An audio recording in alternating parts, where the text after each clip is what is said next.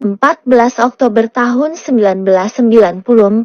Itulah hari yang aku ingat, hari yang masih sempat melekat di memori otakku, yang kini bisa aku menyebutnya sebuah kenangan. Siang itu, aku sosok pemuda tanggung yang hidup di sebuah desa terpencil dekat hutan belantara bersama kedua orang tuaku. Kala hari beranjak menuju puncak tugasnya. Langit kala itu hitam seakan enggan dilihat, tertutupi awan hitam yang tak lama lagi akan segera mengguyur desa kami. Tifa. Sebuah teriakan yang sudah biasa ku dengar. Ya, itu adalah ayahku yang memanggilku. Aku tersentak. Aku yang sedang asik menghaluskan sebilah bambu segera bergegas menghampiri ayah. Apa kau tak mendengar panggilanku, Diva? Ucap ayah. Maaf ayah, aku hanya bermain di samping rumah saja kok. Memangnya kau sedang apa? Tanya ayah. Aku membuat joran pancing ayah. Jawabku singkat. Sembari aku gemetar ketakutan. Aku sangat kenal sosok ayah, ya. Dia ayahku yang sangat mudah marah. Kemarahannya bisa dilihat dari raut wajahnya yang sambil melototiku. Coba bawa sini joranmu, Diva. Ia meminta aku mengambil. Joranku yang belum selesai aku buat. Tanpa berpikir lama aku bergegas mengambil joran itu. Dan segera aku menyerahkannya pada ayahku.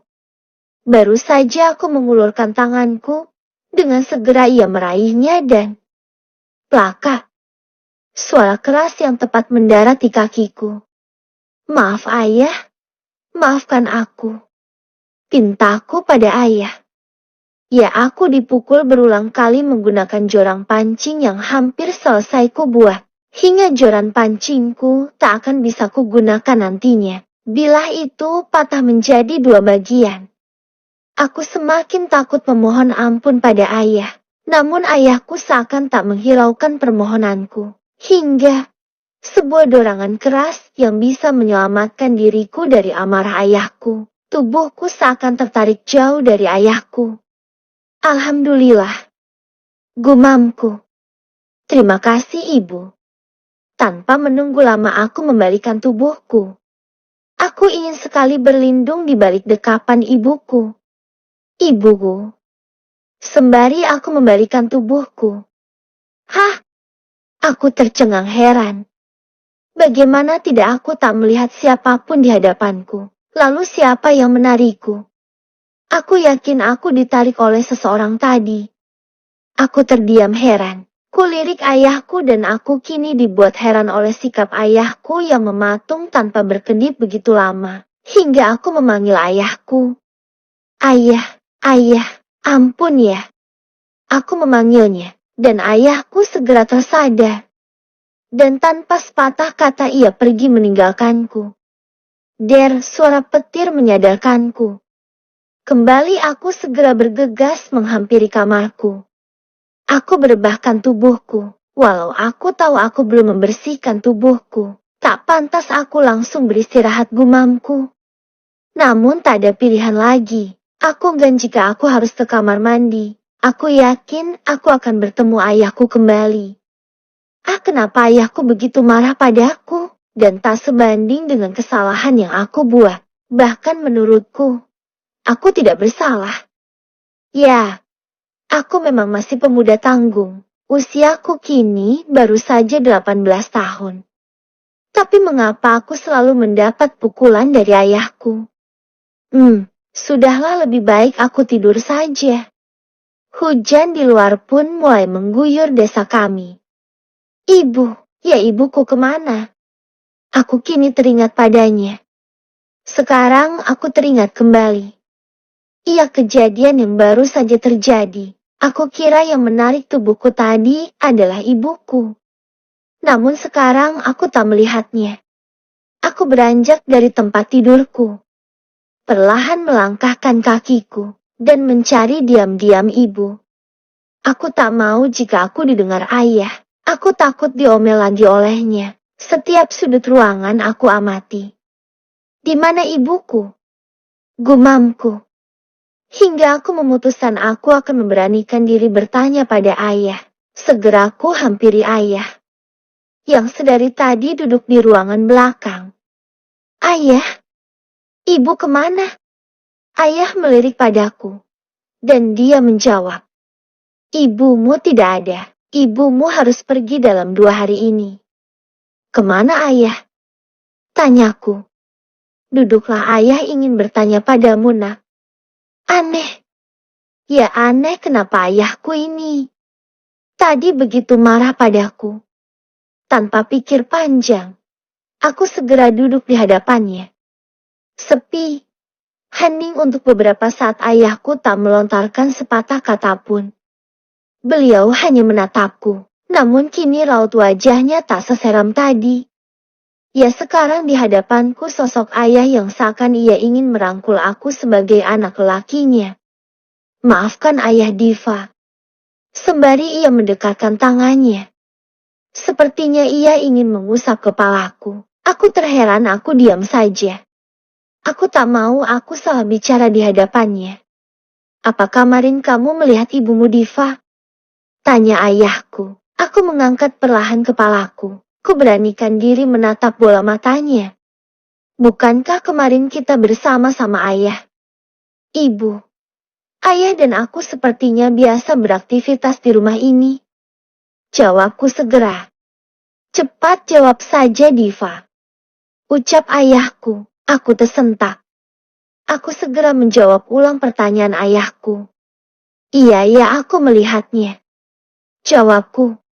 Itu bukan ibumu, Diva. Ucap ayah. Bicara apa ayahku ini? Sedikit pun aku tak mengerti dari maksud ucapan ayahku. Terlebih aku masih pemuda nanggung. Aku sangat sulit mencerna gaya bicara orang tua.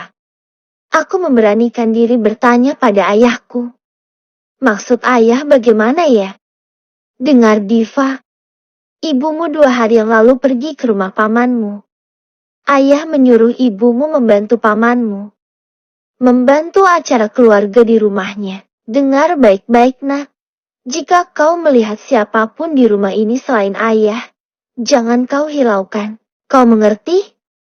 Ucap ayahku dengan raut wajah serius menatapku. Baik, ayah. Aku menjawabnya, meski aku tak mengerti apa maksud dari ucapan ayahku. Sekarang tidurlah, namun bersihkan terlebih dulu tubuhmu dan jangan lupa makan ya. Ayah akan keluar rumah sekarang. Dan mungkin ayah pulang larut malam, nak. Baik ya, jawabku. Segera aku berdiri meninggalkan ayahku dan menuruti ucapannya. Beberapa saat kemudian, aku sudah membersihkan tubuhku. Ketika aku keluar dari kamar mandi, tak kulihat sosok ayahku. Mungkin ayah sudah keluar rumah. Aku sudah terbiasa sendiri di rumah. Ya, orang tuaku keduanya menghabiskan hari-harinya sebagai pekerja di perkebunan sayuran. Terkadang sebelum matahari menampakkan sinarnya, aku sudah ditinggalkan oleh kedua orang tuaku. Sudahlah, aku harus makan agar tidurku nyenyak. Gumamku. Tak begitu lama, aku sudah menyelesaikan makanku. Sekarang aku memilih masuk ke tempat tidurku, dan dengan segera membaringkan tubuhku. Ku tatap langit-langit kamarku. Sesaat ku hela nafas panjang.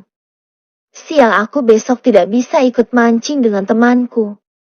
Joran pancingku sekarang sudah patah. Aku kesal mengingat kemarahan ayahku tadi. Sudahlah. Semua sudah terjadi. Gerutuku kesal. Aku terdiam. Pikiranku kosong. Sesaat aku memikirkan ucapan ayahku tadi. Ku pejamkan mataku perlahan dan... Diva. Suara yang lembut memanggilku. Ya, suara wanita memanggil namaku. Siapa itu, gumamku? Aku berpikir mungkinkah itu suara tetanggaku. Segera aku membuka mataku. Aku berniat bangun. Mungkin saja seseorang ingin bertamu ke rumahku. Baru saja aku membuka mataku. Sontak aku tercengang. Aku diam 1000 bahasa. Pikiranku tak karuan. Bagaimana tidak? Sosok wanita dengan rambut panjang terurai duduk tepat berada di samping kedua kakiku. Wanita berambut hitam mengenakan pakaian hijau duduk membelakangiku. Terlihat selendang dengan warna yang sama melingkar di leher jenjangnya. Ya Tuhan, siapa ini? Inginku berkata, namun mulutku terkunci. Aku gemetar, aku heran teramat sangat. Bagaimana tidak? Seseorang bisa ada di tempat tidurku saat ini. Sementara, aku yakin kamarku terkunci rapat. Aku sendiri di rumah ini. Ya Tuhan, makhluk apa ini? Manusiakah atau apa? Aku hanya diam mematung menyaksikan pemandangan di hadapanku. Seh, aliran darahku seakan mengalir deras. Detak jantungku berdegup kencang ketika sosok mengangkat kepalanya sembari perlahan memutar lehernya ke arahku. Oh Tuhan, jantung semakin bergetar dibuatnya. Mulutku masih terkunci, sepatah kata pun aku tak mampu kuucapkan.